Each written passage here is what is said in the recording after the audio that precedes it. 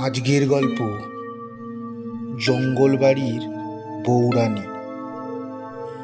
কাহিনী প্রেমেন্দ্র মিত্র। গল্প পাঠে এবং সমগ্র পরিচালনায় আমি শুভাশিস। অনেকদিন থেকেই স্বাদ অকুল বিশাল কোনো নদীর ওপর পানসি করে কয়েকটা দিনরাত্রি খেয়াল মতো স্রোতে ভাসিয়ে কাটিয়ে দেব। অনেকদিন থেকেই, মানে ছিন্নপত্র পড়া অবধি। সেই যে কয়েকটা ছেঁড়া আলগা ছবি ছেলেবেলায় চোখের ওপর ভেসে উঠেছিল, চাঁদের আলোয় স্বপ্নের মতো বিছিয়ে থাকা বালুচর, মাঝরাতের অন্ধকার কাঁপিয়ে বুনো হাঁসের পাখার শব্দ, সে আর মন থেকে কোনো কিছু মুছে যায়নি। সেসব মধুর নামগুলো ভুলিনি। শিলাইদহ তো পৃথিবীর কোনো জায়গা বলে মনে হয় না আমার। সে কোনো রূপকথার ভৌগোলিক নাম। আমার ছিন্নপত্রের পদ্মায় তো রেলি ব্রাদার্সের পাটের স্টিমার যায় না। সে পদ্মা 7 সমুদ্র 13 নদীর একটি রূপ গড়ানো। তার জলে ঢেউ তুলে মধুকরের সপ্তডিঙাকে বড় জোর আমার মন ছেড়ে দিতে পারলে দূর সিংহলে বাণিজ্য যেতে। ছেলেবেলায় সে স্বাদ হঠাৎ এবার পূরণ হয়ে গেল। একবারে পূরণ হলো তা বলতে পারি না, কারণ নদীটা পদ্মা নয়, ধলেশ্বরী। তাতে কিন্তু এমন কিছুই এসে যায় না। সব নদী আশ্চর্য নদী। এপার থেকে ওপার ঝাপসা দেখলেই হলো, ফুলে উঠলেই হলো হাওয়ায় দূরে নৌকোর পাল, আর রাতের অন্ধকারে চঞ্চল জলের স্রোতে ভেসে গেলেই হলো তারার ছায়া।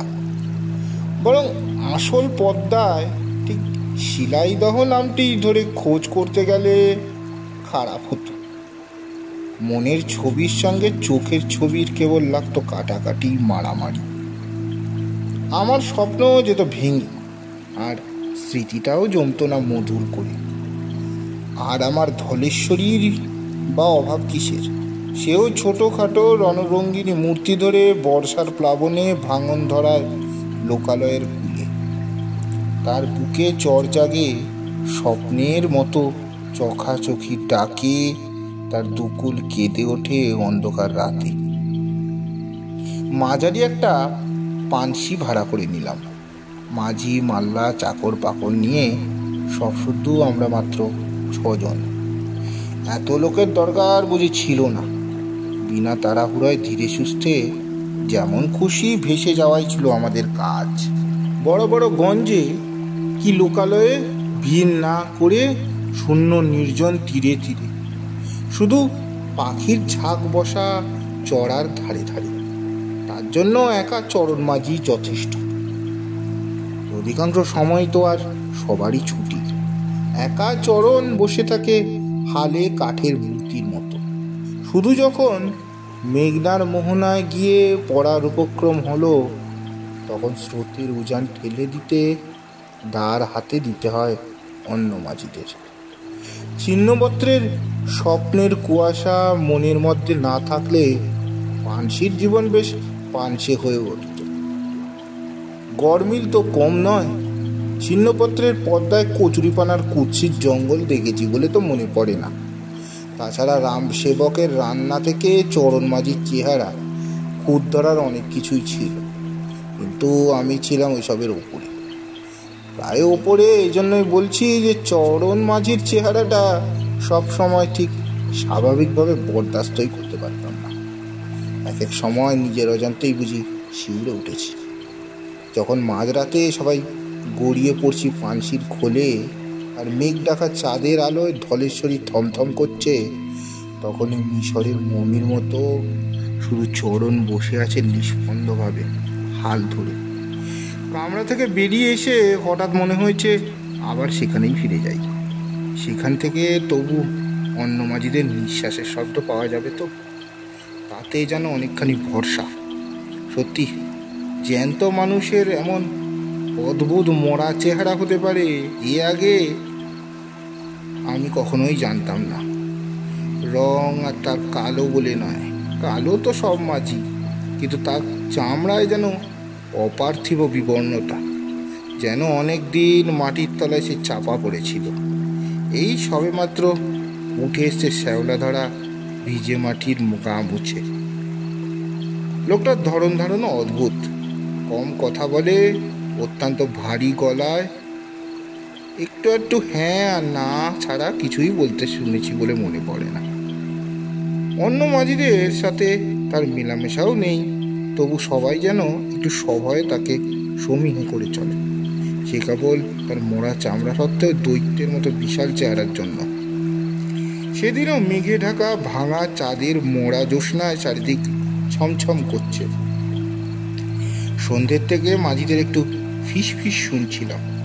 রাতটা একটু হতে তার কারণটা বোঝা গেল। একজন মাঝি সাহস করে এগিয়ে এসে কান চুলকে আমতা আমতা করে জানালো যে আমি যদি তাদের ছুটি দিই তাহলে তারা একটু ভালো যাত্রা শুনে আসে। যাত্রা কোথায় হচ্ছে? হেসে জিজ্ঞাসা করলাম। খানিক আগে যে গঞ্জ আছে আমরা তা পেরিয়ে এসেছি, সেখানেই নাকি ভারী নামজাদা এক দল এসেছে। এমন যাত্রা শোনার ভাগ্য নাকি এ তল্লাটে সহজে মেলে না। আমার মুখের ভাবে ভরসা পেয়ে সে আমাকে সঙ্গে যাবার প্রস্তাব করে ফেলে। এবার এসে বললাম, না মাঝির পো, আমারও তো শখ নেই, তবে তোমরা শুনতে পারো। ইচ্ছে যখন হয়েছে, কিন্তু গঞ্জের ঘাটে তো আমি থাকতে পারবো না। মাঝি তৎক্ষণাৎ খুশি হয়ে জানালে আমায় সে কষ্ট তারা দেবে না। এখান থেকে কতটুকু আর পথ, তারা পার দিয়ে হেঁটেই যাবে। যাত্রা ভাঙলেই ফিরে আসবে ভোরবেলায়। কিন্তু আপনার ভয় করবে না তো? এসে বললাম, তা যদি একটু করে মন্দ। মাঝি সাহস দিয়ে জানালে এখানে ভয়ের অবশ্য কিছুই নেই। ঝড় জলের সময় তা নয়, নৌকো নোঙর দিয়ে বাঁধা থাকবে নিরাপদ জায়গায়। হঠাৎ কেন জানি জিজ্ঞাসা করলাম, জানি না, চরণ মাঝি যাচ্ছে তো তোমাদের সঙ্গে? মাঝির মুখে যাচ্ছে ভয় কথা শুনে কেমন যেন আশ্চর্য বোধ করলাম বলেই একটু লজ্জিত হলাম। মাঝিরা সব চলে যেতেই এবারে পাঁচির কামরার ছাদে উঠে গিয়ে বসলাম। এমন অপরূপ নির্জনতা ভোগ করার সৌভাগ্য কখনোই হয়নি। মাঝিরা চলে গেছে। হিন্দুস্তানি ঠাকুর রাম সেবকও এখনো পর্যন্ত সঙ্গে উজুকে পড়ে চলে গেছে। দূরে কোথাও দুটো নৌকার আলো পর্যন্ত নেই। বিশাল ধলেশ্বরের বুকে আমি একা। এ কথা ভাবতেও কোথায় যে পুলকের রোমাঞ্চ হয়। ঠিক পুলকের রোমাঞ্চ, কিন্তু পরে সেটা রইল না। রাত্রির নির্জনতার ধ্যান করতে করতে হঠাৎ বোধহয় একটু ঘুমিয়ে পড়েছিলাম। উঠে দেখি চারিদিকের দৃশ্য বেশ বদলে গেছে। ভাঙা চাঁদ পশ্চিমের দিগন্তে ঢলে পড়ে কেমন যেন ফ্যাকাশে হলুদ হয়ে উঠেছে। সেই ফ্যাকাশে হলদে চাঁদের আলোয় কুলহীন ধলেশ্বরীর রুগ্ন মলিন চেহারাটা ভারী অস্বস্তিকর লাগলো। একটা নাম না জানা পাখি দূর আকাশে কিরকম আর্তনাদের মতো ডাক ছেড়ে উড়ে গেল। শিউরে উঠলাম একটু। বুঝলাম এতক্ষণ যে খোলা জায়গায় শুয়ে ঘুমানো উচিত হয়নি। অনেকটা হিম লেগে শরীরটা কেমন ম্যাজ ম্যাজ করছে। মনটা কেমন ডেকে উঠল। ওপর থেকে নামতে যাচ্ছি, হঠাৎ থমকে গেল। এদিকে এত বড় বিশাল বড় বাড়ি আছে নাকি? বাড়ি না বলে প্রাসাদই বলা অবশ্য উচিত। ফাটল ধরা বিশাল দেওয়ালগুলো হুমড়ি খেয়ে পড়েও এখনো আকাশে আড়াল করে আছে। বুঝলাম এতক্ষণে জ্যোৎস্নার অস্পষ্ট আলোয় ওই পোড়া প্রাসাদে কুয়াশায় মিশেছিল। চাঁদ এখনো তার পিছনে গিয়ে ঘুরতেই অন্ধকারের দৈত্যের মতো জেগে উঠেছে। এই পুরো প্রাসাদ সম্বন্ধে কাল মাঝিদের কাছে খোঁজ নিতে হবে তো। নামতে গিয়ে থামতে হলো। পিছন থেকে একটা ঝনঝন শব্দ হলো যেন। সত্যি বলছি, এবারে ফিরেছে একটু কাঁটা দিয়ে উঠল। নিজেকে একবার একা বলে জানবার হঠাৎ পিছন থেকে একটি লোককে অপ্রত্যাশিতভাবে আবিষ্কার করলে গায়ে কাটা দেওয়া অস্বাভাবিক বোধ হয় না। এ কি চরণ? প্রায় ধরা গলায় বললাম, তুমি কখন ফিরলে? যাত্রা যাত্রা দেখলে না? সে শেকল সমেত নোঙর তুলে পানসির ওপর রেখে গম্ভীরভাবে বললে, কিন্তু নোঙর তুললে কেন? অত্যন্ত অস্বস্তির সঙ্গে জিজ্ঞাসা করলাম। তারপর তার এইভাবে একলা ফিরে আসাটা আমার ভালো লাগছিল না। সে সামনের দিকে আঙুল বাড়িয়ে বললে, দেখেছেন? দেখিনি, কিন্তু এবার দেখলাম।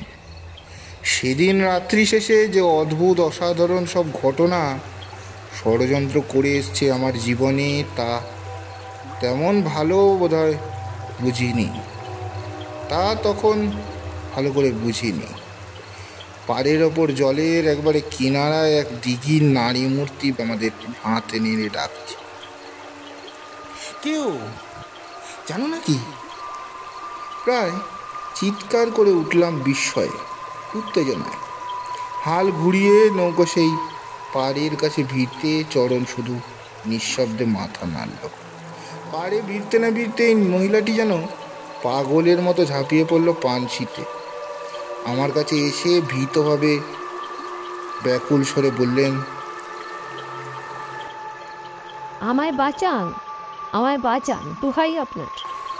সে অবস্থায় যতদূর সম্ভব স্থির হয়ে বললাম, আমার যতদূর সাধ্য চেষ্টা করব, কিন্তু কি ব্যাপার আমার একটু জানা দরকার।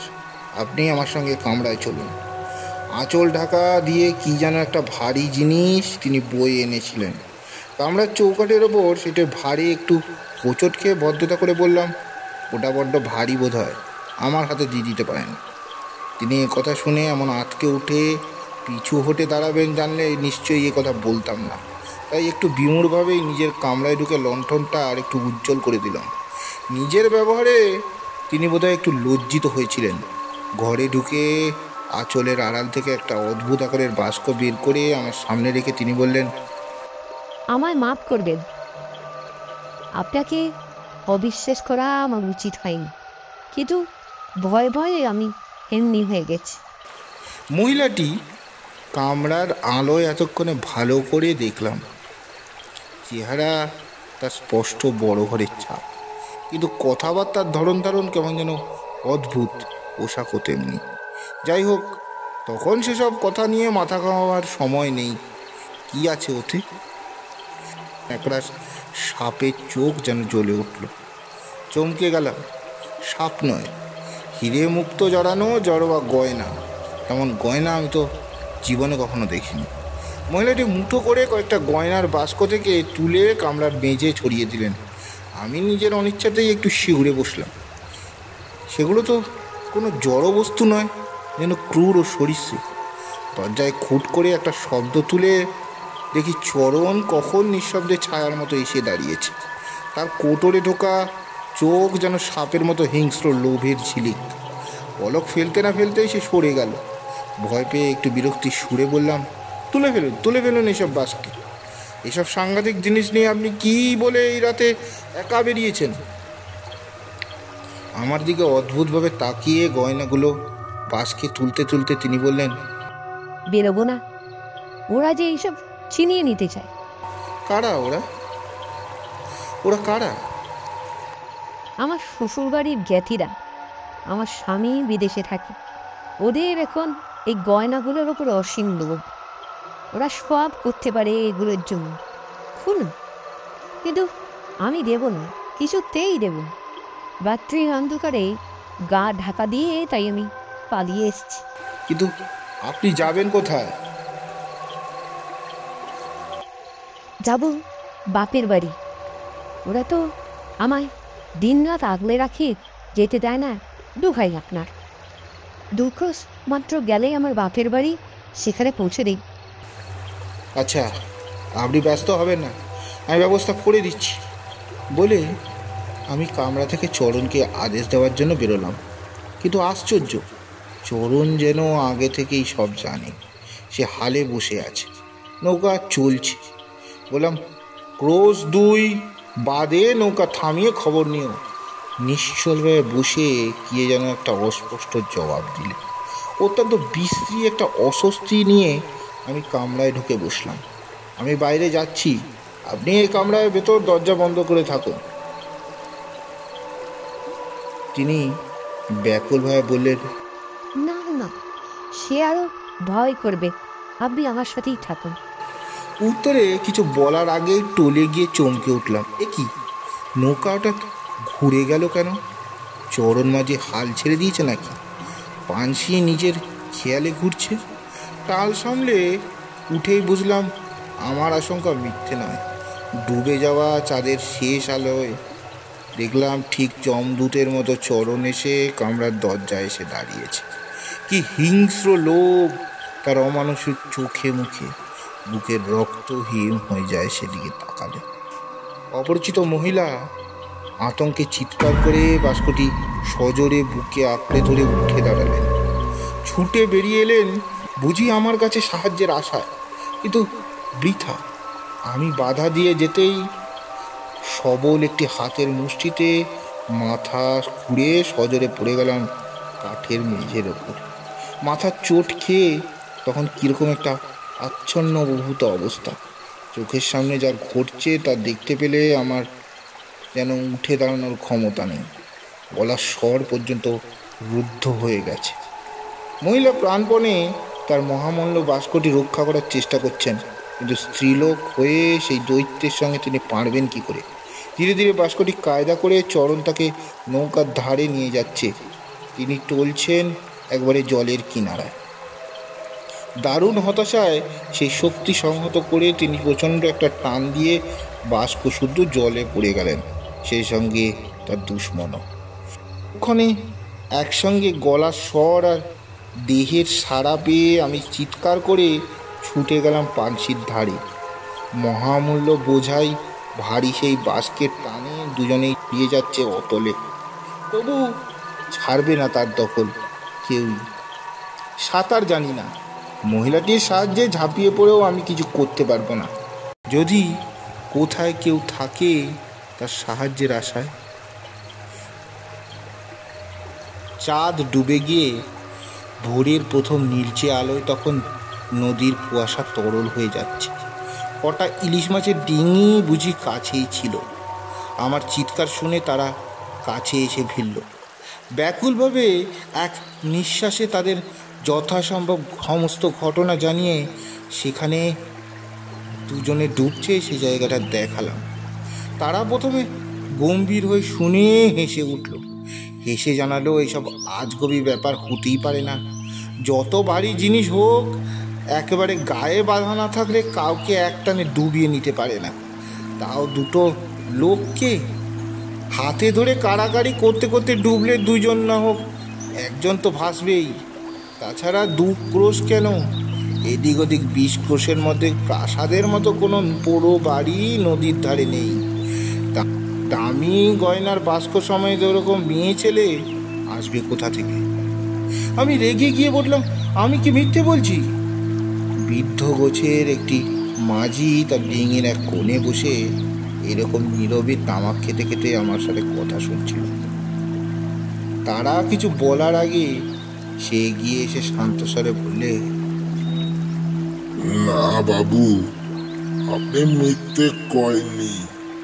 আমি জানি আপনি জঙ্গলবাড়ির বৌরানীকে দেখছেন। তার সমর্থনে একটু ভরসা পেয়ে বললাম, জঙ্গলবাড়ির বৌরানী? তাহলে তুমি জানো কোথায় জঙ্গলবাড়ি, বলো তো? খানিকক্ষণ চুপ করে নিচে জলের দিকে আঙুল দেখিয়ে সে বললে, ওইখানে বাবু। আর 50 বছর হলো জঙ্গলবাড়িকে নদী টেনে নিয়ে গিয়েছে। তবে বৌরানী তার জ্বালা বলেন। এখানে মাঝে মাঝে কারো পানসিতে এসে ওঠে। জেলেরাই আমার পানসি তীরে পৌঁছে দেয়। মাঝি মাল্লারা যাত্রা থেকে ফিরে ব্যাকুল হয়ে তখন আমায় খুঁজছে। তাদের কাছে জানলাম চরণ মাঝি তাদের সঙ্গে সারা রাত যাত্রার আসরে ছিল। বুঝলাম সব না হয় স্বপ্ন, কিন্তু পানশির নোঙরকে তুললে। পানশি ভাড়া চুকিয়ে পরের দিনই কলকাতায় ফিরছি।